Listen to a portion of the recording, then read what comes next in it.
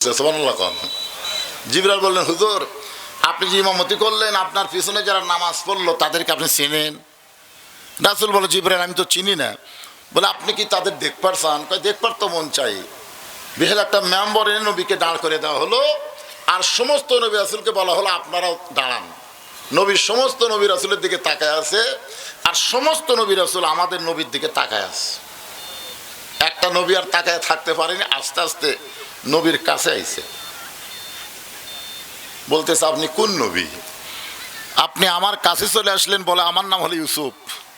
আমি মনে করতাম আমি খুব সুন্দর, কিন্তু আজকে আপনার কাছে আমি নাই, আজকে আপনার কাছে আমি নাই। মনে হচ্ছে হেদাকের কাছে মোমবাতি। সুবহানাল্লাহ কন না কেন? সুবহানাল্লাহ কন।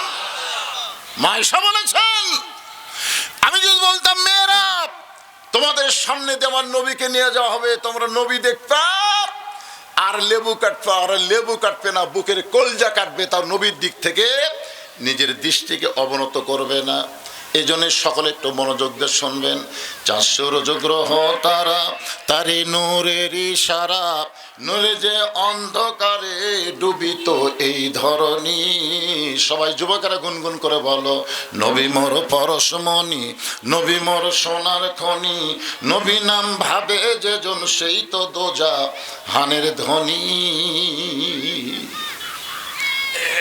সন্ধ্যার সময় দেখলাম তুমি সুন্দর, কিন্তু সকালবেলা দেখতেছি অতীব সুন্দর। তোমার চেহারা দিয়া মনে হয় আলো প্রকাশ পাচ্ছে, এত সুন্দর তুমি কেমনে হলে? রাসূল বলে, চাচা আজকে সকালবেলায় এত সুন্দর দেখার পিছনে একটা কারণ।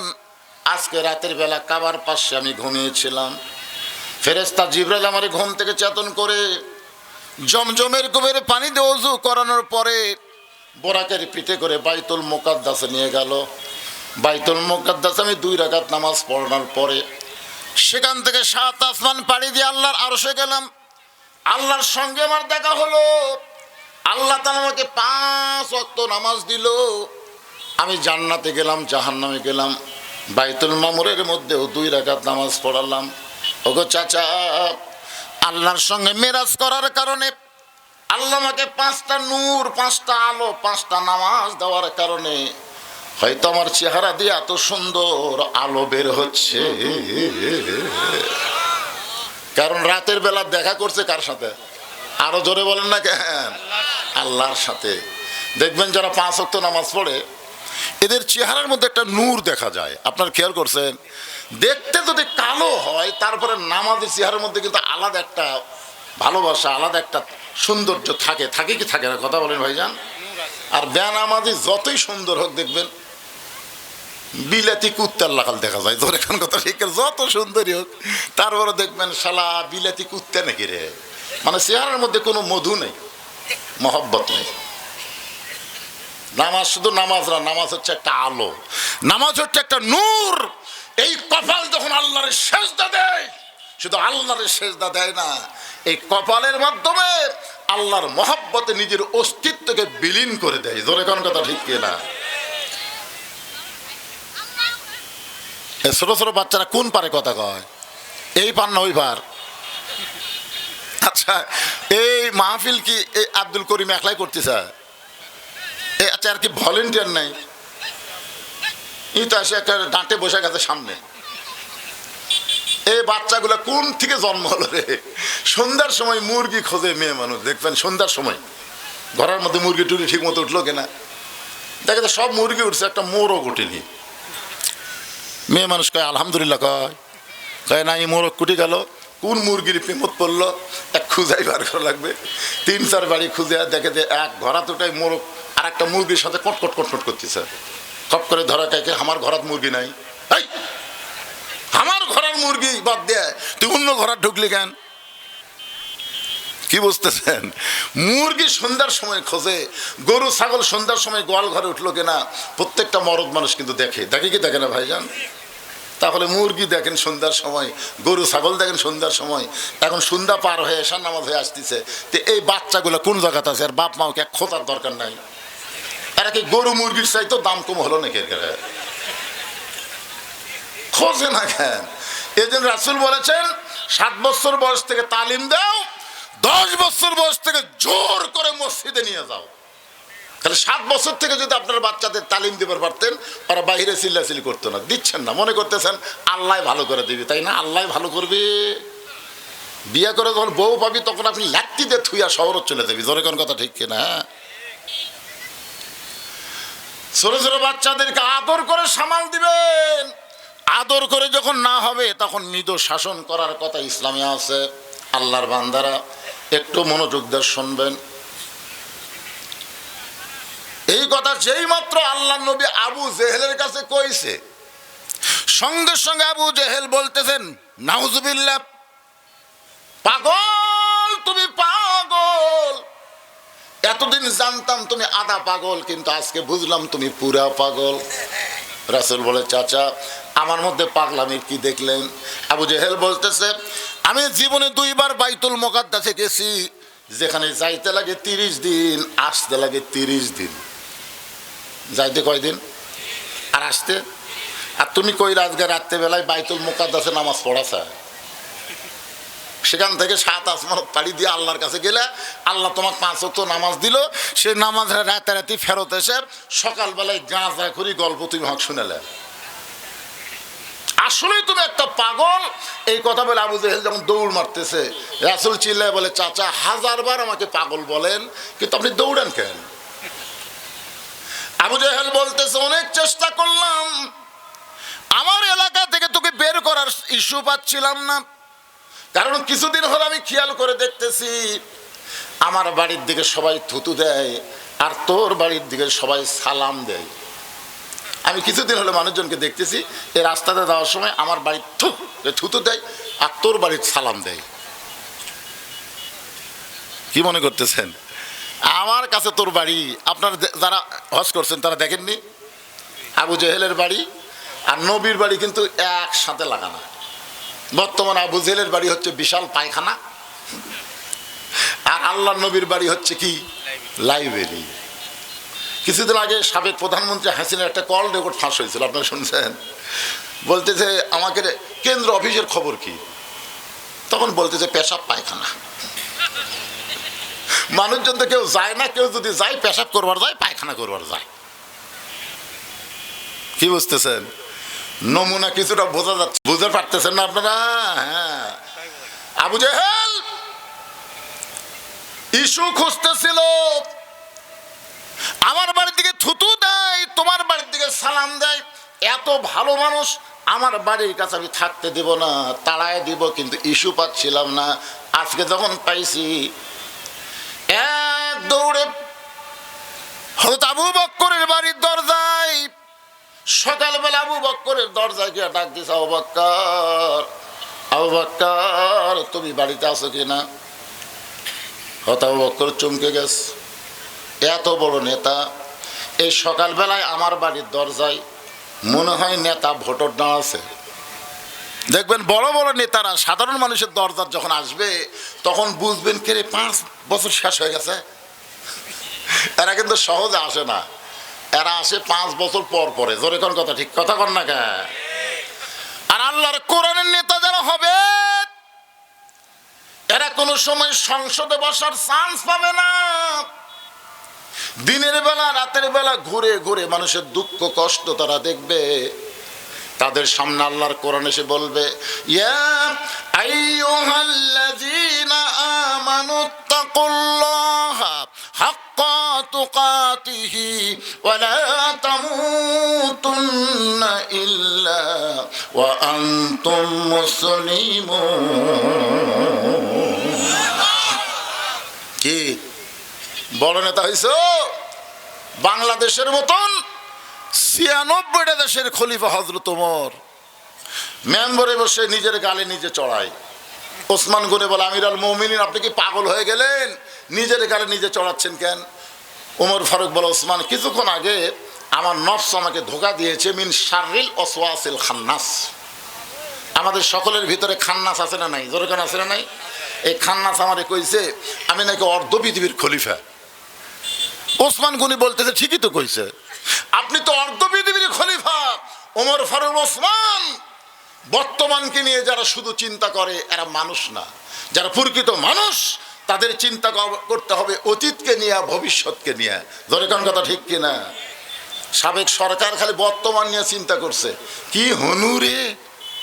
ভবিষ্যতের খবর যদি একটাবার চিন্তা করতো তাহলে বাংলাদেশ ছেড়ে পলান লাগতো না। জোরে কথা কন না কেন? পলান লাগতো না। আপনাকে এই আদমদিকের ভবিষ্যতের চিন্তা করতো তাহলে আজকে বাড়ি ঘর ছেড়ে পলান লাগতো না। জোরে কোন কথা ঠিক কি না? আপনার আবার ভবিষ্যৎ কি? মশান তো ভালোই মারতেছেন।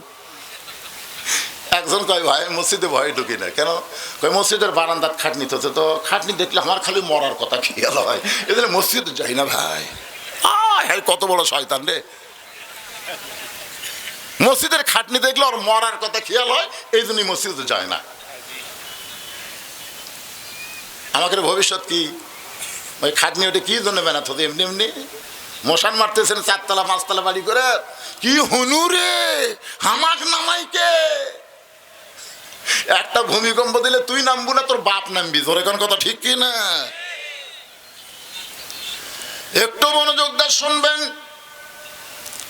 আবু বকর চমকে উঠছে, এত বড় নেতা সকালবেলায় আমারে ডাকতেছে। দরজা খোলে বলে, নেতা খবর কি? আবু জেহেল বলতেছে, তোমার নবী যে পাগল হয়েছে তুমি জানো? আবু জেহেল বলে যাচ্ছে তো নবীর কাছে, নবী কিছুই কয়নি, মনে করছে নেতা কিছু না করলে কর্মী মনে হয় একই। সঙ্গে সঙ্গে আবু বকর চিৎকার করে বলে, আবু জেহেল, যেই কথা একবার বলেছো এ কথা যদি দ্বিতীয়বার, হাতের দিকে তাকান, যে কথা একবার বলেছো এ কথা যদি আর একবার, যে মুখ দিয়ে কইছো ওই টুটি আর থাকবি না। আবু জেহেল কয়, কে এত নরম কর্মী? মানে নবীর যত কর্মী আছে, সাহাবী আছে, সবচাইতে নরম হলেন আবু বকর। সবচাইতে নরম কি? কথা কয় না। সবচাইতে গরম হলো হযরত ওমর, সবচাইতে ধনী হলো ওসমান গনি, আর সবচাইতে জ্ঞানী হলেন হযরত আলী। আবু জেহেল বলতেছে, আবু বকর তুমি নরম মানুষ, এত গরম হয়ে আমার গলা চাইপা ধরার কারণ কি? আবু বকর বলতেছে, আবু জেহেল, নবীর বিরুদ্ধে কথা শোনার পরে কেউ যদি নরম থাকে তাহলে বুঝবে সে মুসলমান নাই, মুনাফিক হয়ে গেছে। আল্লাহ নবীর বিরুদ্ধে কথা শুনলে আপনারা নরম থাকবেন, তাই না? ইন্নাল্লাহা মা সাবিরিন, ধৈর্যশীলদের সঙ্গে আল্লাহ আছে রে। নবীর বিরুদ্ধে বলতেছে আল্লাহই ব্যবস্থা নিবে, আল্লাহই ব্যবস্থা নিবে, আমাকে গন্ডগোল করে লাভ নাই। নবীর বিরুদ্ধে কথা বলে এইটাকে যদি কেউ যদি মনে করেন যে আল্লাহ সবকিছু করবে, আল্লাহ যেরকম ফিলিস্তিনের মুসলমানকে আল্লাহ রক্ষা করবে, ভাই আমাদের করার কি দরকার? আমাদের বাংলাদেশের দরকার নাই, কোরআন নিয়ে কিসের আন্দোলন করা লাগবে? দরকার নাই, সব কিছু আল্লাহ করে, সব আল্লাহ করবে। তাহলে মক্কা বিজয়ের দিনে আল্লাহ নবী কাবা ঘর ঢুকে দেখে 360টা মূর্তি। ওমর ফারুক বলেন, ইয়া রাসূলুল্লাহ, কাবা আল্লাহর ঘর, সেই ঘরের মধ্যে মূর্তি কেমনে ঢুকলো? আল্লাহ নবী বলেন, ওমর শুধুমাত্র একটা ছাড়া আর কোনোটাকে আল্লাহ হেফাজত করবে না, শুধুমাত্র একটা। জোরে বলেন, কয়টা? সে একটার নাম কি? আল্লাহর কোরআন। আল্লাহ বলেছেন, ইন্না, বাংলাদেশের মুসলমান তুই ময়না সুযোগ পাইলে এরা যে ইব্রাহিমের যোগ্য সন্তান এটা মাঠে ময়দানে দেখায় দিবে। জোরে কোন কথা ঠিক না? মিল্লাতা আবিকুম ইব্রাহিম ওয়া সাম্মাকুমুল মুসলিমিন। এখন বলেন, ঘর কার? কাবা ঘর কার? মূর্তি ঢুকালো কে? আল্লাহ তখন কি করলো? অনেকে বলে হুজুর মসজিদ আল্লাহর, আল্লাহ হেফাজত করবে। মুয়াজ্জিন এশার নামাজ পড়ে গেছে, তালা দেয়নি, সকালে এসে থেকে মাইক নেই। আপনারা বলেন তো, সমস্ত মুসল্লি আল্লাহ ধরবি না মুয়াজ্জিন ধরবি? কথা কর না কেন? ঘর কার? তো মুয়াজ্জিন ধরবেন কে? হ্যাঁ, মুয়াজ্জিন কি দেয়নি? ও চাবি দেয়নি, তাহলে মুয়াজ্জিনের দোষ। এ বাংলাদেশও আল্লাহর ভাই, ভাই, আমাদের হাতে আল্লাহ এরকম একটা চাবি দিয়ে গেছে, নাম হলো কোরআন। দরকার কথা ঠিক কিনা? সেই কোরআন শরীফ কাফনের মধ্যে বান্ধা থুয়ে মানুষের আইনটা বাংলাদেশ চলাবেন আর বলবেন আমি মুসলমান হয়ে মর্ম কি? এটা মামা বাড়ি মনে করছে? একটু মনোযোগ দিয়ে শুনবেন। আবু বকর বলে, আবু জেহেল আল্লাহ নবীর বিরুদ্ধে কথা শোনার পরে কেউ যদি চুপ করে থাকে তাহলে বুঝবা সে মুসলমান নামের মুনাফিক। আবু জেহেল বলতেছে, আবু বকর আমি কি কারণে পাগল কইলাম একটা বার কি শুনবা না? আবু বকর বলে, তাহলে বলে তো তোমার খবর কি? আবু জেহেল বলতে, তোমার নবীর সঙ্গে সকালবেলা আমার দেখা হলো। তোমার নবী কইল আজকে রাত্রেবেলা নাকি বাইতুল মুকাদ্দাসে গিয়ে 2 রাকাত নামাজ পড়াইছে, সেখান থেকে 7 আসমান পাড়ি দিয়ে আল্লাহর আরশে গেল। আল্লাহ পাক নাকি 5 ওয়াক্ত নামাজ দিল। সেই নামাজ নিয়ে রাতারাতি ফেরত এসে সকালবেলা এই গাঁদা করি গল্প আমারে শোনাইলো। এখন বলে আবু বকর এইটাকে বিশ্বাস করা যায়? আবু বকর বলে, আবু জেহেল এই কথা যদি আল্লাহর নবী বলে থাকে তাহলে এক বিন্দু মিথ্যা বলে নাই। আবু জেহেল কয়, রে আমার সকালটাই মাটি রে, আমি কার কাছে কি খবর দিলাম? আপনারা বলেন তো, সবার কাছে সব খবর দিয়ে কাম হবে? পৃথিবীর যত খবর আছে সমস্ত খবরের মধ্যে ভুয়া থাকতে পারে। আপনারা বলেন তো, এই কোরআনের খবরের মধ্যে কোনো ভুয়া আছে? কারণ এই কোরআনকে বলা হয় খবরে ওয়াহিদ। এই কোরআনকে কি বলা হয়? খবরে ওয়াহিদ, মানে 1 নম্বর খবর, যার মধ্যে কোনো ধোঁকা নাই, যার মধ্যে কোনো গোজামিল নাই, যার মধ্যে কোনো সন্দেহ নাই। এই সন্দেহমুক্ত, গোজামিল মুক্ত, ধোঁকামুক্ত কোরআন যারা নিয়ে আসে তাদের কাছে তোমরা যতই খবর দাও ওরা সব খবর একটু কোরআনের কাছে নিয়ে এসে জাস্টিফাই করবে। জোরে কোন কথা ঠিক কে না? আবু জেহেল চিন্তায় পড়ে গেল, সকালবেলাটাই আমার মাটি। আবু বকর এক দৌড়ে আল্লাহ নবীর কাছ, নবী কাবার হেলান দিয়ে কাঁদতেছে, রুমালটা চোখের পানি মুছে দিয়ে বলে, রাসূলুল্লাহ আজকের খুশির দিন আপনি কেন কাঁদতেছেন? আজকে রাত্রেবেলা নাকি আপনি বাইতুল মুকাদ্দাসে নামাজ পড়াছেন, আজকে রাত্রেবেলা আল্লাহর 7 আসমান পাড়ি দিয়ে আল্লাহর আরশে গেলেন, আল্লাহ পাকের সঙ্গে আপনার নাকি দেখা হলো, আল্লাহ পাক আপনাকে 5 ওয়াক্ত নামাজ দিল, আবার রাতারাতি ফেরত এসেছে। নবী কান্দেন, আবু বকর এই খবর তোমাকে কে দিল বাবা? এই খবর তোমাকে কে দিল? বলে, সকালবেলায় আবু জেহেল আমারে দিল। রাসূল বলে, আবু বকর তোমার কি বিশ্বাস হয়? আবু বকর নবীর চোখের পানি মুছে দিয়ে কপালে চুমা দিয়ে বলে, নবী গো সাদ্দাকতা, এক বিন্দু মিথ্যা নয়। সঙ্গে সঙ্গে নবী মুসকে হাসি দিয়ে দাঁড়িয়ে গেলেন।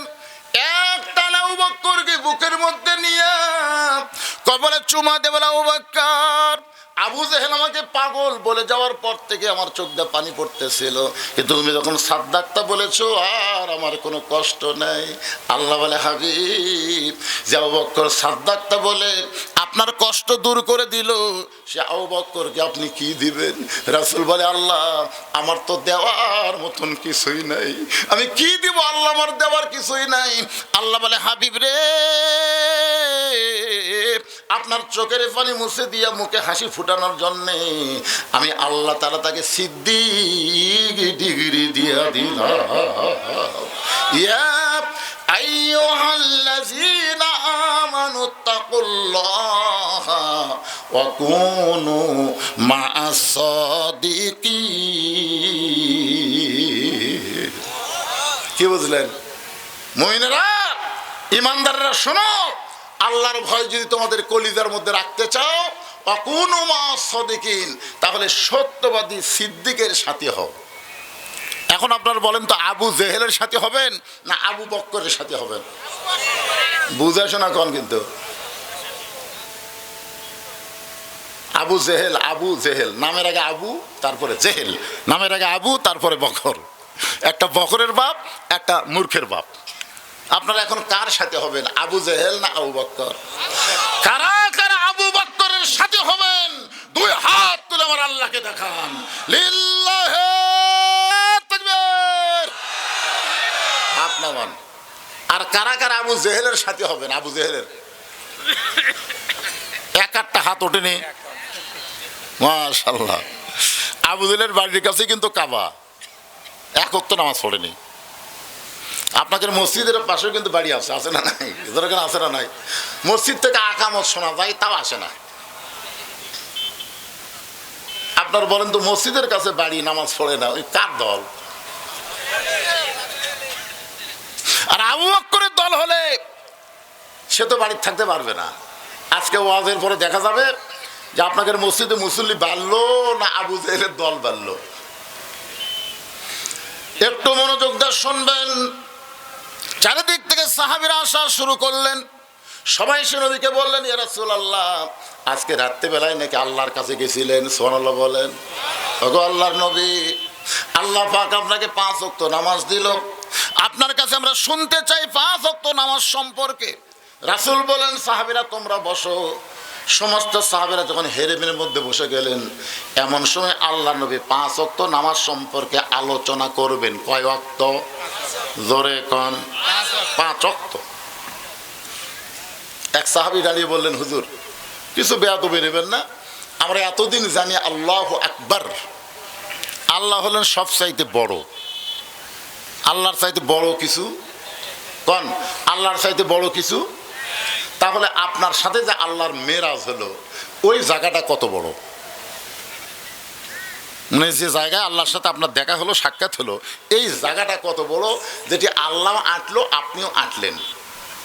আমরা এতদিন জানতাম আল্লাহর চাইতে বড় কিছু নাই, কিন্তু আজকে বুঝতেছি আল্লাহ যে জায়গায় বসে আছে, মানিস তাও আল্লাহ আরশ, আল্লাহ আরশে অধিষ্ঠিত আছেন, সে আরশ বড় না আল্লাহ বড়? আপনাদের কি ধারণা কোনটা বড়?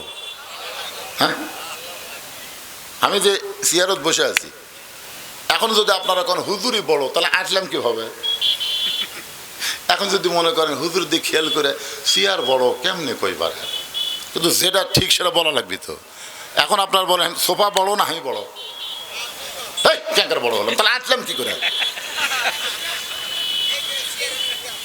না সেটা না, এরই মধ্যে আমি যে বসে থাকি আপনাদের সাথে ওয়াজ করতেছি, আপনার যদি বলেন হুজুর আমাকে এত বড় রে, কিন্তু হুজুর যদি বসলে সে জায়গা কত বড়, হুজুর থেকে একটু বড় না হলে কি আঁটে? এক ভাই বলতেছে আপনার মশলা আর আল্লাহর মশলা ভিন্ন, কিন্তু আমরা তো এটি জানবার আছি। জোরে কর কথা ঠিক করে, জানবার আসেনি। এখানে মশলা না, আমরা বিশ্বাস করি আল্লাহর চাইতে বড় কিছু, কিন্তু আল্লাহ তো কোনো একটা জায়গাত আছে না, এটা বিশ্বাস করেন না? আল্লাহকে কোনো জায়গাত নাই, তো যে জায়গাত আল্লাহ আছে সে জায়গা তো অবশ্যই আল্লাহর চাইতে বড় হওয়া লাগবে, তাছাড়া আল্লাহ আটটি কি করে? আল্লাহ রাসূল বলেন, এজলেস বসো, তোমার প্রশ্নের উত্তর দেওয়া হবে। ওমর ফারুক বলেন, ইয়া রাসূলুল্লাহ, এই 5 ওয়াক্ত নামাজ সম্পর্কে একটু আমাদের বলেন। রাসূল বলেন, ফজরের ফরজ হলো 2 রাকাত, সূর্য উদয়ের আগে পড়া লাগবে। ওই ফজরের ফরজের সালাম ফিরানোর পরে আর কোনো সুন্নত নফল নাই। ফজর নামাজের সালাম ফেরানোর পরে সূর্য উদয় হওয়ার আগে আর কোনো সুন্নত নফল। সূর্য যখন পশ্চিম দিকে হেলে যাবে, এমন সময় 4 রাকাত নামাজ জামাতের সঙ্গে আদায় করা লাগবে। ওই নামাজটা হলো জোহরের নামাজ। সূর্যের পাওয়ার যখন কমে যাবে, এমন সময় 4 রাকাত নামাজ জামাত আদায় করা লাগবে। ওই নামাজটা হলো আসরের নামাজ। সূর্য অস্ত যাবে, অল্প সময়ের মধ্যে গল্প শেষ করা লাগবে। 3 রাকাত নামাজ, ওই নামাজটা হলো মাগরিবের নামাজ। রাতটা যখন গাঢ় হবে, অন্তত অন্ধকারের মধ্যে নিজের অঙ্গ প্রত্যঙ্গ নিজেও ঠিক মতো দেখতে পাবেন না, এমন সময় যে নামাজটা হবে 4 রাকাত ফরজ জামাতের সঙ্গে, ওই নামাজটাই হলো এশার নামাজ। তাহলে সর্বসাকল্যে কয় ওয়াক্ত? এক বক্তা ওয়াজ করতে বলতেছে, আল্লাহর সাথে মোবাইলে যদি যোগাযোগ করবার চান তাহলে আমার কাছে নম্বর আছে। প্রত্যেকটা শ্রোতা কয়, কে রে, আল্লাহর সাথে মোবাইলে যোগাযোগ করলে বক্তার কাছে নম্বর আছে? বক্তা অন্য লাইনে ওয়াজ করে আর নম্বর কয় না। শেষে হুজুর করছেন, আল্লাহর সাথে যোগাযোগ করে নম্বর আছে? কয় আছে তো, 24434। হুজুর 24434 মানে ফজরের 2 রাকাত, জোহরের 4, আসরের 4, মাগরিবের 3, এশার 4। এই 5 ওয়াক্ত নামাজ পড়ো। আসসালাতু মিরাজুল মুমিনিন, মুমিনদের জন্য নামাজ হচ্ছে মেরাজ। নামাজের মাধ্যমেই মুমিনরা আল্লাহর সঙ্গে যোগাযোগ রাখতে পারবে। জোরে কর সুবহানাল্লাহ। খুব খেয়াল করবেন। ওমর ফারুক বলতেছে, রাসূলুল্লাহ হুজুর আপনি যদি বলেন তাহলে আমি প্রশ্ন করতে পারি, যদি আপনি বলার সুযোগ দেন, তৌফিক দেন। রাসূল বলে, ওমর কি প্রশ্ন করবা? বলে, ফজরের ফরজ 2 রাকাত জোর, যোহরের ফরজ 4 রাকাত জোর, আসরের ফরজ 4 রাকাত জোর, এশার ফরজ 4 রাকাত জোর, কিন্তু মাগরিবের ফরজ 3 রাকাত বেজোর হওয়ার পিছনে কারণ কি? কারণ 5 ওয়াক্ত নামাজে সবই জোর হলে ভালো হয়, সবই জোর, কিন্তু এই মাগরিব 3 রাকাত হলো কেন? প্রশ্ন। এখনো তো নামাজ শুরু হয়নি, বুঝলেন? কেবল প্রশ্ন হচ্ছে। নামাজ সম্পর্কে ওয়াজ করবে রাসূল, আর সাহাবীদের মধ্যে এরকম একটু কথা হচ্ছে আর কি। আল্লাহ রাসূল বলেন, সাহাবীরা রে শোনো, এই মাগরিবের 3 রাকাত নামাজ যখন আল্লাহ আমাকে লাইলাতুল মিরাজে দিচ্ছেন, তখন আমি আল্লাহকে প্রশ্ন করেছিলাম, আল্লাহ কোন সাহাবী কেউ যদি আমাকে প্রশ্ন করে যে ফজর 2 রাকাত হলেও জোর, যোহর 4 রাকাত জোর, আসর 4 রাকাত জোর, এশা 4 রাকাত জোর, কিন্তু মাগরিব কেন বেজোর, তাহলে আমি কি উত্তর দেব? আল্লাহ বলেন, হাবিব আপনার উপর যেই কোরআন আমি নাজিল করেছি, যেই কোরআন আমি নাজিল করেছি, কোরআনের মধ্যে একজন নবী আছে, সেই নবীর নাম হলো ইয়াকুব নবী। জোরে বলেন, কোন নবী? নাম শুনছেন? ইয়াকুব নবী বাস করিতেন কেনানে, সবার চাইতে ভালোবাসতেন ইউসুফকে। এই গান গাইলে কি গুনাহ হবে? মাঝে মধ্যে 2-1টা গান টান না হলে কিরকম হয়? খন না, সবাই একটু হো করে খন, না পারলে হো করেন বারে। ইয়াকুব নবী বাস করিতেন কেনানে, সবার চাইতে ভালোবাসতেন ইউসুফকে। ইয়াকুব নবী নির্জনে বসে আল্লাহর কাছে বলতেছেন, আল্লাহ আমার 12টা সন্তান, সর্বসাকুল্য আমার সন্তান হলো 12টা, 2টা সন্তান এত ভালো আর 10টা এত খারাপ কেন হলো? সর্বসাকুল্যের সন্তান কয়টা? 12টা। ধরে কোন কয়টা? তো 2টা সন্তান এত ভালো, বনিয়ামিন আর ইউসুফ এত ভালো, আর এই 10টা এত খারাপ কেন হলো? আল্লাহ বলে, ইউসুফ সন্তান ভালো মন্দ হওয়ার পিছনে তোমার কোনো দায়িত্ব নেই। তোমার বউ কয়টা? সেটা আল্লাহ আপনি জানেন না, আমার 2 বউ। আল্লাহ কয়, তোমার যে বউ ভালো, সে বউয়ের পেট থেকে যে 2টা সন্তান হচ্ছে, এই 2 সন্তান ভালো, আর তোমার যে বউ খারাপ, ওর পেটের থেকে যে 10টা মাল বাড়াচ্ছে, এরা হলো। এই জন্য ভাইজান, ভাবিয়া করিও কাজ, করিয়া ভাবিও না, যাকে তাকে বিয়ে করবেন না। বিয়ে করার আগে চিন্তা করা লাগবে যে এটা আমার বউ হলে এর ভিতর থেকে যে সন্তানগুলো আসবে, এই সন্তানগুলা কেমন হবে, একটু চিন্তা ভাবনা করার দরকার আছে না? নাই? আপনারা তো বিয়ার পরে ভাবেন, বিয়ার পরে ভাবা কাম হবে না, তো আগেই ভাবা লাগবে। একজন নেপোলিয়ান বলেছে, ভালো একটা সন্তান যদি চাও তাহলে ভালো একটা মায়ের দরকার। বলে বলেন, কিসের দরকার? ভালো একটা মায়ের দরকার।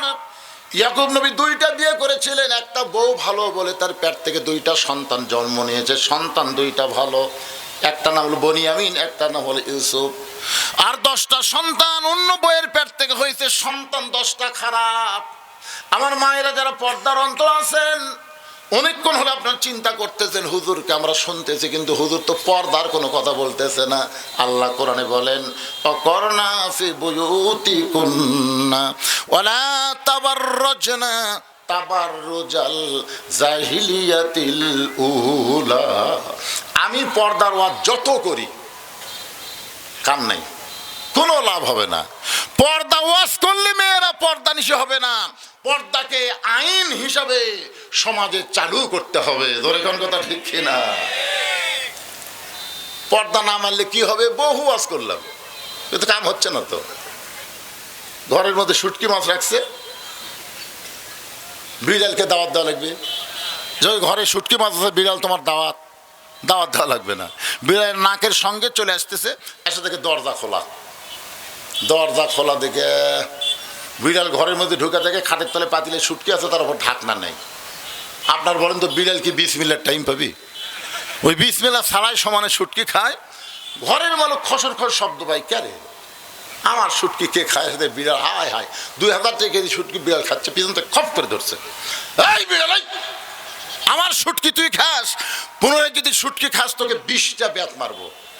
একটা বেত মারলে বিড়াল মরবি, কিন্তু 20টা বেতের আইন দিয়ে বিড়ালকে ছাইড়া দিছে, কিন্তু দরজা জানলা আগের মতোই খোলা থছে।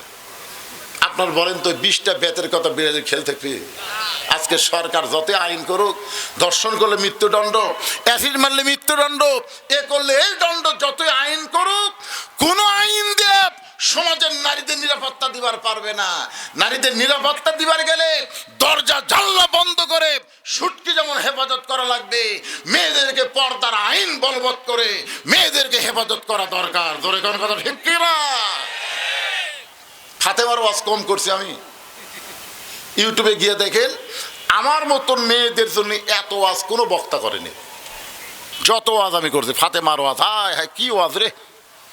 কিন্তু যা আসলো তাই। আজকেও দেখলাম, এর আগেও কেশর টাচ্ছি, আজকেও আছে, আজকের দিকে আর বেশি ব্যাপারটা। আগে তো দেখে লাখ ঢাকা দৌড় মারতেছিল, আজকে দেখে আর কাছে আসতেছে। হায় হায়, কাছে এসে এটাই বুঝবি রে, মাথা নষ্ট হয়ে যান। তার মানে বোঝা গেল মেয়েদেরকে যদি ভালো করতে চান, ওয়াজটা ভালো করা যাবে না, পর্দার আইন চালু করতে হবে বাংলাদেশে। জোরে কোন কথা ঠিক কথা বলেন। 10টা সন্তান রক্ত মাখা জামা নিয়ে ইয়াকুব নবীর সামনে দাঁড়ায় বলতেছে, বাবা বহু চেষ্টা করলাম, ইউসুফকে আমরা বাঘের হাত থেকে বাঁচাবার পারলাম না, তবে ইউসুফকে না বাঁচাইলে কি হবে বাবা, এই জামা আমরা রক্ষা করছি। আচ্ছা বলেন তো কথাটা কেমন লাগলো? যে বহু চেষ্টা করলাম, ইউসুফকে বাঘের হাত থেকে আমরা বাঁচাবার পারলাম না, কিন্তু আমরা জামা বাঁচাছি। ইয়াকুব নবী বুঝলেন যে এটা একটা ষড়যন্ত্র চলতেছে। জামা হাতের মধ্যে নিয়ে ঘরের মধ্যে গেলেন, হাতের মধ্যে নিয়ে ঘরের মধ্যে গিয়ে আল্লাহ, আমার 10টা সন্তান ইউসুফকে নিয়ে ষড়যন্ত্র করতেছে, আল্লাহ আমি বাবা হইয়া দোয়া করতেছি, আমার সন্তান যেখানে থাক তুমি হেফাজত করো। সুবহানাল্লাহ কর না কেন? কে দোয়া করছে? বাপ ছেলের জন্যে। এটা কিন্তু দয়াল বাবা না। আপনার তো দয়াল বাবার কাছে দোয়া লিবার যাচ্ছি, ট্রাকে ট্রাকে গরু, বগুড়া থেকে যাচ্ছে ট্রাকে ট্রাকে। ভাই কোথায় যাচ্ছেন? দোয়া করবেন হুজুর, আমরা বাবার দরবারে যাচ্ছি। বাবার দরবারে? কে তোর বাপ মা নাই? বুড়া বুড়া আছে। বাপ মা বুড়া বুড়া আছে, ওই বাবার দরবারে গরু নিয়ে যাচ্ছে, আর যাওয়ার সময় ঝাঁকি দিয়ে চলতেছে, আমার দয়াল বাবার দরবারেতে কেউ ফিরে না খালি হাতে।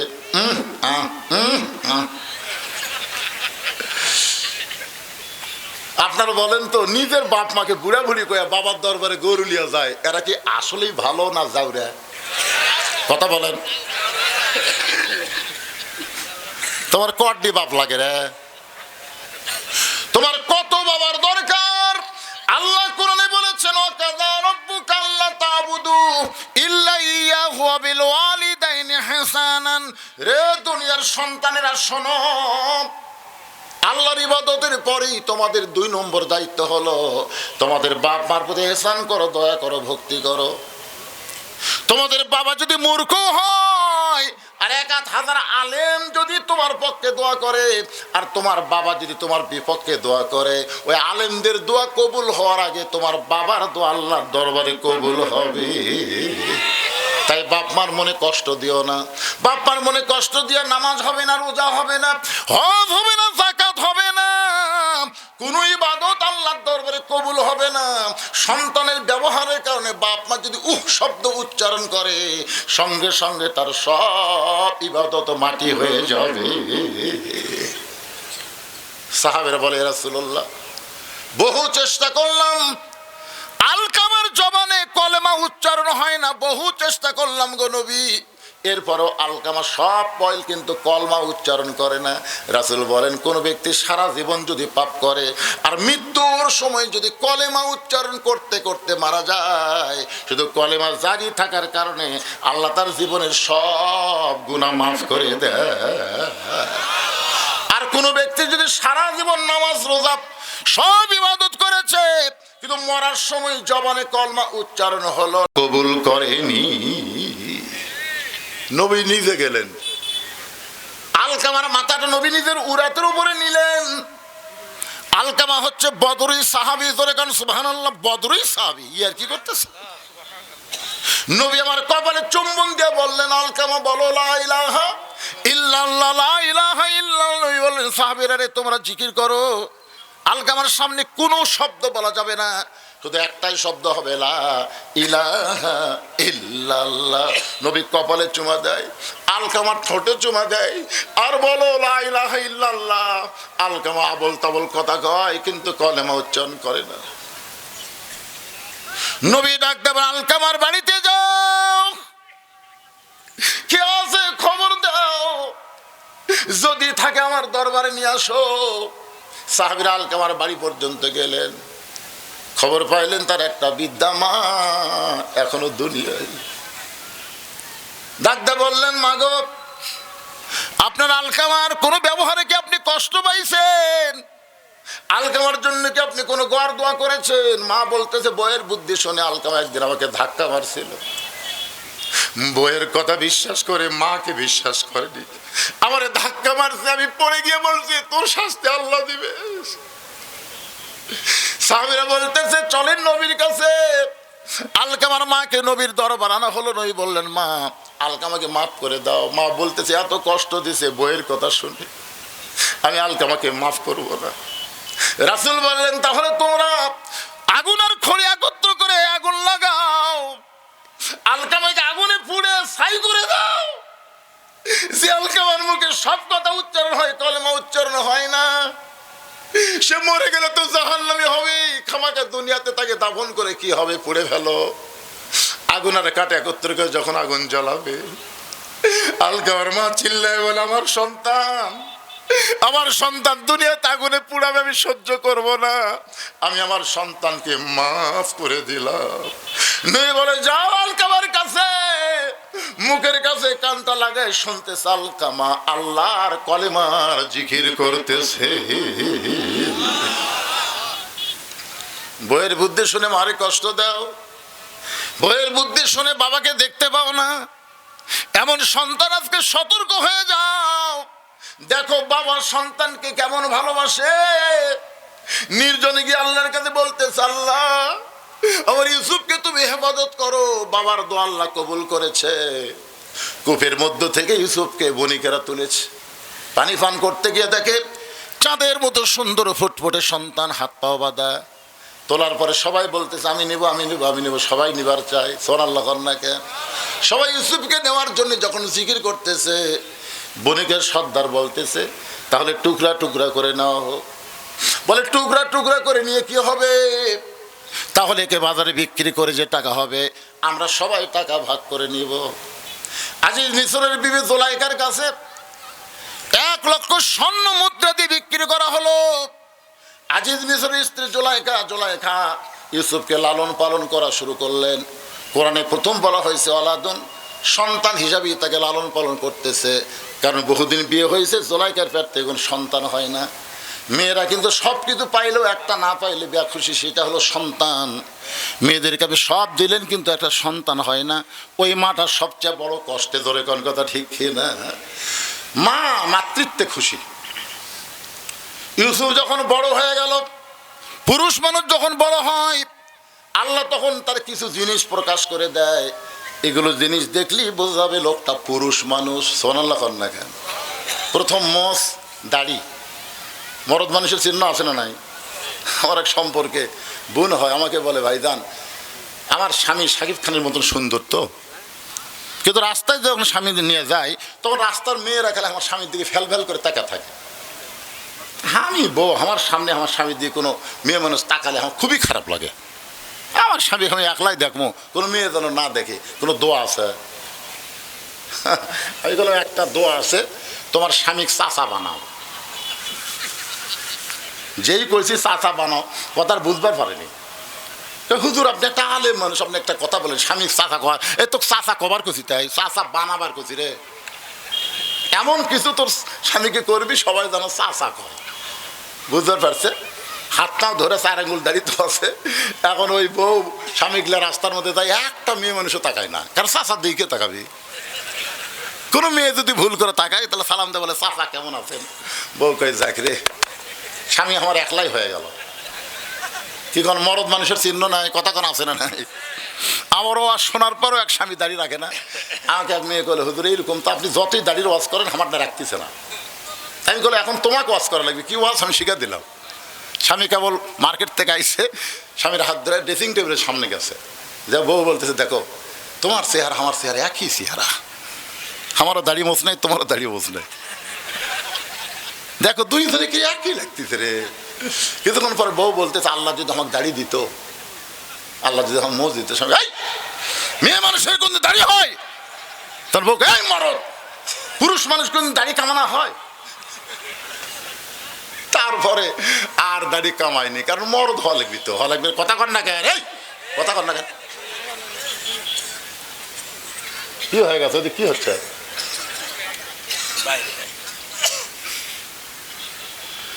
আল্লাহর বান্দার একটু মনোযোগ দিয়ে শুনবেন। ইউসুফের দিকে তাকায় জুলাইখা দেখতে পায় পুরুষ মানুষ। সুবহানাল্লাহ কোন?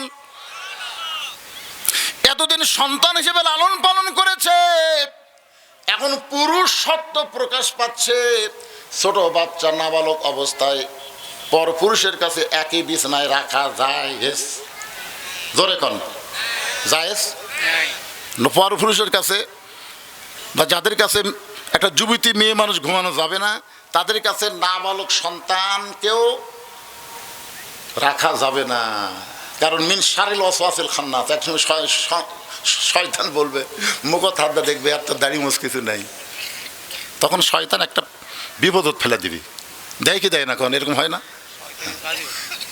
তো এই জন্যে নাবালক একটা ছেলেকে একটা পুরুষের কাছে একই বিছনায় রাখা যাবে না। দুইটাই যদি বালক হয়, তখন দুই ধরনের দাড়ি মোছ আছে, তখন শয়তান উঠে আসে মাঝখানে এসে কোনো খবরদারি করবে না।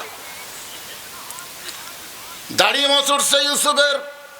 মিন শারিল ওয়াসওয়াসিল খান্নাস, জুলাইখার শয়তান বলতে, জুলাইখা আজিজ মিসর বুড়া হয়ে গেছে, কি তরতাজা যুবক, ইউসুফ তোর কে হয়? ইউসুফ তোর কে হয়? জুলাইখা বলে, আমার সন্তান। কোন পক্ষের? শয়তান বুঝাচ্ছে কোন পক্ষের সন্তান? বলে কোন পক্ষেরই না। তাহলে আনন্দ কর। এই জন্যে পালক পুত্র ইসলামে জায়েজ করা হয় নাই। নবী একজনকে পালবা দিয়েছিলেন, তার নাম হলো জায়েদ। জোরে কার নাম কি? জায়েদের বউ যখন জায়েদ ছাইড়া দিলেন, বেটা তার বউ ছাইড়া দিলেন, আল্লাহ বলেন, নবী গো, জায়েদের বউকে আপনি বিয়ে করেন। নবী বললেন, আল্লাহ, দুনিয়ার সমস্ত মানুষ জানে জায়েদ আমার সন্তান, আমার সন্তানের বউকে কেমনি বিয়ে করব? আল্লাহ বলে, এইটাই তো জানাবো, পালক পুত্র কোনোদিন পুত্র না, ধর্ম বাপ কোনোদিন ধর্ম বাপ না, ধর্ম মা কোনোদিন মা হতে পারে না। মা যিনি, মা একটাই। ধরে কোন কথা ঠিক কি না? ধর্ম বাপ, ধর্ম ভাই, এগুলা জায়েজ। কথা কর না, জায়েজ।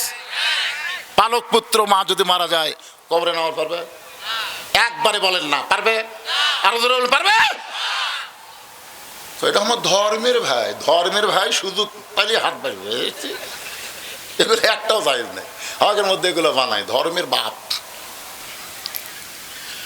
একটু মনোযোগ দিয়ে শুনবেন। ইউসুফ, আল্লাহর নবী, জুলাইখা ওয়াসওয়াসা পাই ইউসুফের গায়ে কেবল হাত দিছে, নবী বুঝবার পারছে, চিৎকার করে বলতেছে, জায়েজ নাই। জুলাইখা বলে, কি জায়েজ নাই? ইউসুফ বলে, এরকম হাত দেওয়া জায়েজ নাই। জুলাইখা দেখতেছেন সোজা আঙ্গুলে ঘি যখন উঠবেন, আঙ্গুল বাঁকা করা লাগবে। আঙ্গুল বাঁকা করার জন্য ঘরের মধ্যে নিয়ে গেলেন। প্রত্যেকটা দরজায় তালা দেয়া চাবি জুলাইখার কাছে রেখে অন্দর মহলে গিয়ে বলিস, সব দরজা বন্ধ করে দিয়েছি, জানলা বন্ধ করেছি, তুমি আর আমি, আমি আর তুমি ছাড়া কেউ নাই। আজকে আমার মনের বাসনা পুরা করতে চাই। ইউসুফ চোখের পানি বের করে বললেন, ইন্নি আখাফুল্লাহ, আমি আল্লাহকে ভয় করি। সুবহানাল্লাহ, ধরে কর না কেন? দরজা জানলা বন্ধ করে অকাম করতেছেন, মনে করতেছেন বাপ ঘুমাচ্ছে, মাও ঘুমাচ্ছে, দরজা জানলা বন্ধ। এখন যদি অশ্লীল ভিডিও দেখি, দেখবি কে রে? কেউ না দেখলেও কে দেখে? আরো জোরে। জুলাইখা বলতেছে দরজা জানলা বন্ধ, ইউসুফ নবী বলতেছেন আমি আল্লাহকে ভয় করি, কেউ না দেখলেও আমার আল্লাহ দেখবে। জুলাইখা জোর করে যখন অন্যায় করতে চায়, ইউসুফ নবী মারছে দৌড়। জুলাইখা বলে লাভ নাই, কারণ তালা মারছি, চাবি আমার হাতত। চাবি কার হাতত? জুলাইখা বলে চাবি আমার হাতে, দৌড়ায় কোনো লাভ নাই। ইউসুফ চিৎকার করে বলেন, নাসরুম মিনাল্লাহি ওয়া ফাতহুন করিব ওয়াবাশশিরিল মুমিনিন। চাবি ছাড়াই তালাগুলো খুলে যায়, সমস্ত দরজার তালা অটোমেটিক যখন খুলে যায়, শেষ দরজায় জুলাইখা এক দৌড়ে গিয়া ইউসুফের পিছনের কাপড় খামচে ধরছে। এত চেষ্টা করে মনের বাসনা পুরো করবো, তুই করতে দিবি না, তখন আমি ছাড়বো না। ইউসুফ আল্লাহর ভয়ে জামা ছিঁড়ার কথা চিন্তা না করে যখন চলে গেছে, জুলাইখা দেখলো এত কিছু করার পরে যখন ইউসুফকে বসে আনতে পারলাম না, তখন চলে গেছে রাজ দরবারে। আউলা ঝাউলা চুল, মেয়ে মানুষ ইচ্ছা করলে সই পারে না। কারেন্টের ফ্যান বন্ধ করে দিয়ে স্বামীকে বাতাস করতেছে। স্বামী কয়, কে গো, কারেন্ট নাই? কে আছে? তো কারেন্ট থাকতে তুমি তাল ফাঁকা দিয়ে বাতাস করো। বলে কারেন্টের ফ্যানই তো আমার সতীন, ওই আমাকে জান্নাতের জবাব দিবি না, এই জন্য বন্ধ করেছে, আপনাকে বাতাস করে আমি জান্নাতের জবাব চাই। স্বামী কয়, আল্লাহ রে, একটা বউ পাচ্ছি রে। কিছুক্ষণ পরে ডান হাতে বাতাস করে, বাম হাত দিয়ে স্বামীর চোখের ভুরু টানতেছে, কপাল টিপতেছে। স্বামী কয়, আরে এত খেদমত। কিছুক্ষণ পরের দিকে কান দিচ্ছে। স্বামী কয়েছে, কি হয়েছে? না কান্দো কে? কান্দার কারণ হলো তোমার বুড়া বাপ, তোমার বুড়ি মা আমার কলিজা জ্বলে গেছে। তুমি যখন ব্যবসা করবার যাও, চাকরি যাও, অফিসে যাও, তখন এই বুড়া বুড়ি আমার খালি থোড়ে। এত কষ্ট করে আমি কেমনি আছি কলজা তুমি জানো? তাই কয় আর বাতাস করে।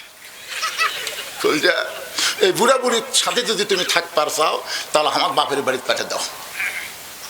আর যদি আমাকে সোনার সংসার করবার চাও, সোনার, তাহলে ওই বুড়া বুড়ি বাদ দিয়ে আমাকে ভিন্ন হওয়া লাগবে। তুমি কি কবা কও, ওমা আলাইনা ইল্লাল বালাক। মানে আমার যা ওয়াজ আছে তোমাকে শুনালাম, এখন তোমার ওয়াজ কি? সঙ্গে সঙ্গে স্বামী লাফ দিয়ে উঠছে, ওয়াসাইনাল ইনসানা বিওয়ালিদাইহি ইহসানান হামালাতুহু উম্মুহু, আল্লাহু আকবার। লাফ দিয়ে উঠছে। বউ কয়, কি হলো, লাফ দিয়ে উঠলেন কেন? কয়, তুই কি ব্যাগটু গোছাছু না গুছা দেবো? কয়, ব্যাগ গুছা দিবেন মানে? তুই বাপের বাড়ি যাবো না? তো বাপের বাড়ি যা, তোর তো বেশিক্ষণ থোয়া যাবে না, তুই আল্লাহর গজব। আমার বাপ মায়ের বিরুদ্ধে কথা বলিস, তুই তো গজব, তোর তো বেশিক্ষণ থোয়া যাবি না রে। যা যা, খালি নয় তো 3 তালাক দে ফাটা মরে যা। তুই কোন গাড়ির যাবো? তালাকের গাড়ির ছোড়া বাপের বাড়ির যা। বউ দৌড়ে এসে স্বামীর পা ধরে বলতেছে, আপনাকে পরীক্ষা করলাম, আপনাকে পরীক্ষা করলাম, আপনি আসলে আল্লাহর ওলি। এবার ওলি আসা কে? মেয়ে মানুষ কিন্তু আলা ভালা কালা বহু জানে। জানে কে জানে? কথা কন না কেন? জানি কে জানে না? আগামী বছর থেকে আমাকে দাওয়াত দিবার দিবি? এটা বাদ দেয়, এই গুমর ফাঁস করে চলে গেছে। স্বামীদের কাছে তাদের বাপ মার বিরুদ্ধে কোনো ওয়াজ করো না। তোমার বাপের জন্য, তোমার মায়ের জন্য তোমার স্বামী কত কি করে, একটাবার খেয়াল করে দেখো। তোমার বাপের জন্য কি করতেছে, তোমার মার জন্য কি করতেছে, আর তার মায়ের জন্য, তার বাবার জন্য তুমি কি করলে? বাংলাদেশ 70-80 জন জামাই তার শ্বশুর শাশুড়িকে ভালোবাসে। বাংলাদেশ 20 জন বৌমা তার শ্বশুর শাশুড়িকে ভালোবাসে না। ধরে কথা কর না কেন? এটা আমার বাপের, এটা আমার মায়ের, এটা আমার ভাইয়ের, খালি তোর 14 গোষ্ঠীর গল্প করিস কেন? আমাদের আগামী 2 তারিখে 5 মেলা হবে। আমার বউ আমাকে বলতেছে, আমার এইগুলা মোবাইল করেন 3-4 বার করে। আমি করবো না কেন? তুই তো একটাবার আমার গুলার কথা কইস না। তোর গুলার কথা ঠিকই কস। মরদ মানুষ একটু চালাক হওয়ার দরকার আছে না? দরকার আছে না? নাই আলা ভোলা কালা জোলাই গায়ে এক দৌড়ে রাজ দরবারে, চোখের পানি নিয়ে কান্দের বলে, একটু চেষ্টা করার কারণে বাঁচলাম, নসেদ আজকে পড়ে গেছিলাম। সমস্ত বিচারক বলে, মা কি বিপদ? বলে, ইউসুফ আমাকে ধর্ষণ করবার চাইছিল, ইউসুফ আমাকে ধর্ষণ করবার চাইছিল। বহু চেষ্টা করে ইউসুফের হাত থেকে আমার ইজ্জতকে আমি বাঁচাইছি। সমস্ত বিচারক বলতে, মা কোনো টেনশন করেন না, অবশ্যই ইউসুফের বিচার হবে, কোনো টেনশন করেন না, অবশ্যই ইউসুফের বিচার হবে। আপনারা বলেন তো, জুলাইখা অভিযোগ করলো আর বিচারপতিরা বলল অবশ্যই বিচার হবে, এখানে তদন্তের দরকার আছে না নাই? যেরকম আছে না নাই? তদন্ত ছাড়াই বিচার। একটু মনোযোগ দিবেন, আমাদের বাংলাদেশে 15.5 বছর খালি থানাত অভিযোগ দিছে, তদন্ত না করায় সমান তালে বিএনপি জামাতের লোকজন ধরছে। ধরে কথা ঠিক না? ময়না টিয়া বউলে শুতিছে, বউলে কেবল শুতিছে, ইতিমধ্যে পুলিশ। ও বাবা রে, আমরা যদি এখন কিছু একটু বিরুদ্ধে কই, অনেকে কই হুজুরে ফেলে কাম পাইনি। এই কাম পাইনি মানে বাড়ির থাকতে দেয়নি, আলুর বাগুরের মধ্যে ঘুম পাড়া লাগছে। দরকার কথা ঠিক কিনা? কত কষ্ট করলাম, আর দু একটা কথা অ্যাঙ্গেলে বললি তোর কি কলজাত বাজে কারা? কি কন? অভিযোগ, খালি অভিযোগ দিলে হবে, কোনো তদন্ত নেই। পরের দিন সমস্ত বিচারকেরা ফাঁকা জায়গায় বিচার করার জন্য ইউসুফকে হাজির করা হয়েছে। ইউসুফকে হাজির করে বিচারকের প্রধান বিচারপতি বলতে, ইউসুফ যে তোমাকে মায়ের মতন লালন পালন করলো, আজকে তুমি যুবক হয়ে তার সর্বনাশ করবার চাইলা, এইটা কেমন কথা ইউসুফ? এইটা কেমন কথা? যত মানুষ বিচার দেখবার আইছিল সব ইউসুফের দিকে তাকায় চিন্তা করে, এ ভালো মানুষটা কোনোদিন এই অন্যায় করতে পারে?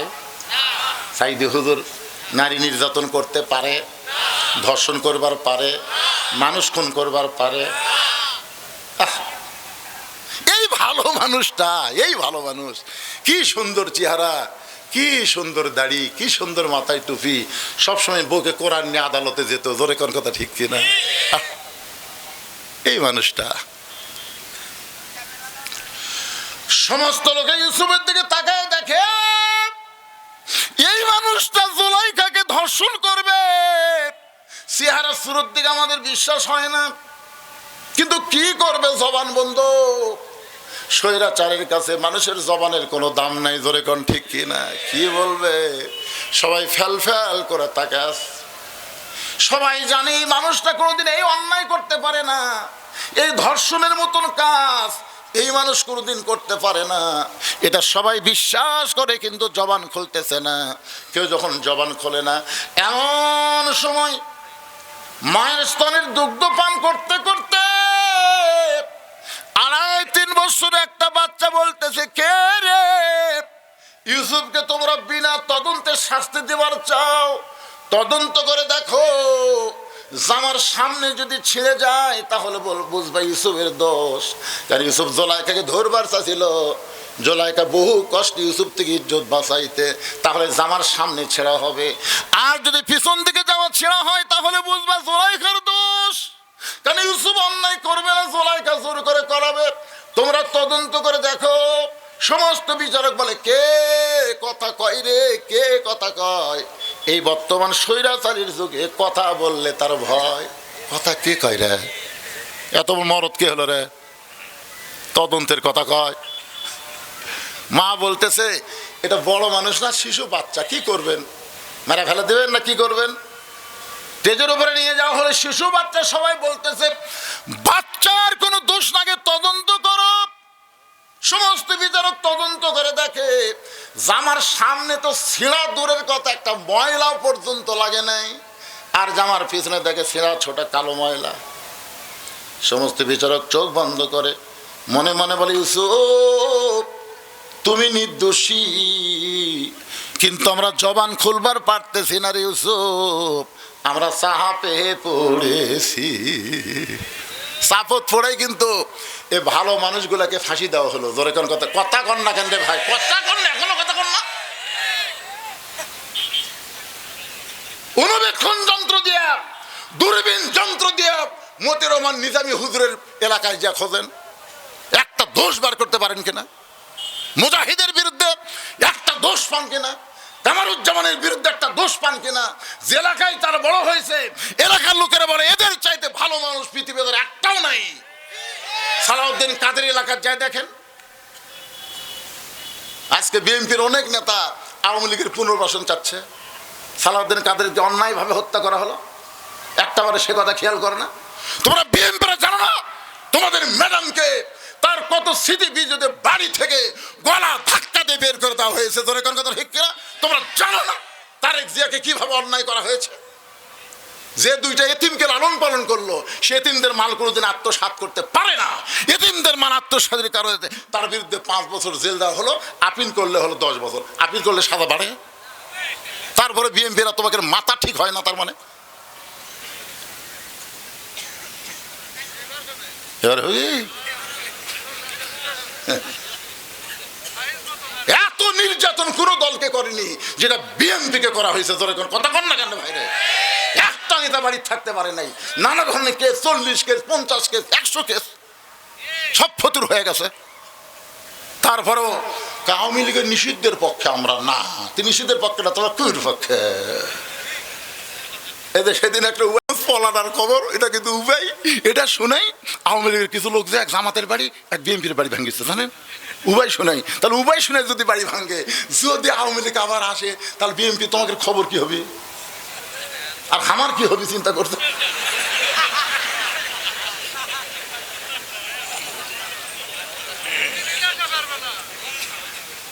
আর যদি যদি কথা বোঝে না, যদি আরে চলি ফেরা পাগলা। এই কয়দিন আগে একটা উবাই উঠছিল না যে ইউনুস পলাছে, গেছে পারে, সেটা ইউটিউব দিছে, দেখেন আপনারা, দেখেন নি? হ্যাঁ, ধরাও খাসা। কি বিরক্ত হচ্ছে? মগরিবের সময় কিন্তু ওয়াজ কম হয় না ভাই, জানেন? ঘড়ির দিকে তাকা থেকে ময়নারা, আমি যখন উঠছি 10 মিনিট, 6টা 10, এখন বাজতেছে 8টা, 1 ঘন্টা 50 মিনিট কিন্তু ওয়াজ হয়ে গেছে ময়না। রাত 10টার সময় ওয়াজ উঠে 12টা পর্যন্ত ওয়াজ করলো। হুজুর 12টা পর্যন্ত ওয়াজ করলো রে, 12টা পর্যন্ত করলো রে, কিন্তু উঠলো কয়টায় রে? আর আমি যদি আজকে 8:30টায় শেষ করি, তাও কতগুলো তেল তালে বলবি এটা ওয়াজ হলো, তাহলে উঠলো আর নামলো, উঠলো আর নামলো। আরে কয়টা পর্যন্ত সেটা পরকার কথা, ও আজ কেবল মজিচ্ছে। হোহা করা লাগবে, এরকম মরাম মানুষের মতন আসলে হবে না। লিল্লাহে তাকবীর। মাগরিবের 3 রাকাত নামাজ কেমনে পাইলাম এইটা আপনাদের সামনে বলতেছি। কিছুক্ষণ পরে আমাদের সামনে যে 4 রাকাত নামাজ আসতেছে, সেই নামাজটা হলো এশার নামাজ। জোরে বলেন কিসের নামাজ? এশার 4 রাকাত ফরজ কেমনে পাইলাম? বাজান গো, বর্তমানে একটা নবী এখনো মৃত্যুবরণ করে নাই, চতুর্থ আসমানে বহাল তবিয়ত আছে। এই নবীর নাম হলো ঈসা পয়গম্বর। জোরে বলেন নাম কি? ঈসা পয়গম্বর। আল্লাহ যখন দুনিয়া থেকে আসমানে নিয়ে গেলেন, ঈসা বলতেছে, আল্লাহ মানুষ দুনিয়াতে মরার জন্য যায়, কিন্তু আমার তো মৃত্যু হলো না, আমার খবর কি? আল্লাহ বলে, ঈসা তোমার মৃত্যু হবে, তোমার মৃত্যু হবে। ঈসা বলে, আল্লাহ চতুর্থ আসমানে কি আমার মৃত্যু হবে? আল্লাহ বলে, ঈসা রে, চতুর্থ আসমানে তোমার মৃত্যু হবে না, তোমার মৃত্যু হবে দুনিয়ায়। ঈসা বলে, আবার নবী করে কবে পাঠাইবেন? আল্লাহ বলে, নবী করে না, তোমাকে বিশ্ব নবীর উম্মত করে দুনিয়াতে প্রেরণ করা হবে। সঙ্গে সঙ্গে ঈসা নবী এক নিয়তে 4 রাকাত নামাজ আদায় করে। আল্লাহ বলে, ঈসা রে, এই 4 রাকাত নামাজ আদায় করার কারণ কি? ঈসা বলতেছে, আল্লাহ আপনি আমাকে নবী করে দুনিয়াতে পাঠাইছিলেন, আমি তেমন খুশি হতে পারি নাই, কিন্তু বিশ্ব নবীর উম্মত করে দুনিয়াতে প্রেরণ করবেন, এই খুশিতে শুকরিয়া স্বরূপ 4 রাকাত নামাজ পড়ে আপনাকে শুকরিয়া জানাই। আল্লাহ বলে, নবী গো, এই ঈসা নবীর 4 রাকাত নামাজ আমার এতই ভালো লাগলো, আপনার উম্মতের জন্য এশার 4 রাকাত ফরজ হিসাবে দিয়ে দিলাম। আপনার উম্মতেরা এশার 4 রাকাত ফরজ নামাজ যখন জামাত আদায় করবে, ঈসা নবীর সমপরিমাণ সওয়াব আমি আল্লাহ দিয়া দিব। এখন এখানে একটা মারাত্মক কথা, সে কি? ঈসা নবী বিশ্ব নবীর উম্মত হওয়াতে খুশি না বেজার? আর আমরা তাহলে নবী না হয়ে দুনিয়ার, না হয়ে ফেরেশতা আল্লাহর, হয়েছি উম্মত আপনার, তার তরে শুকুর।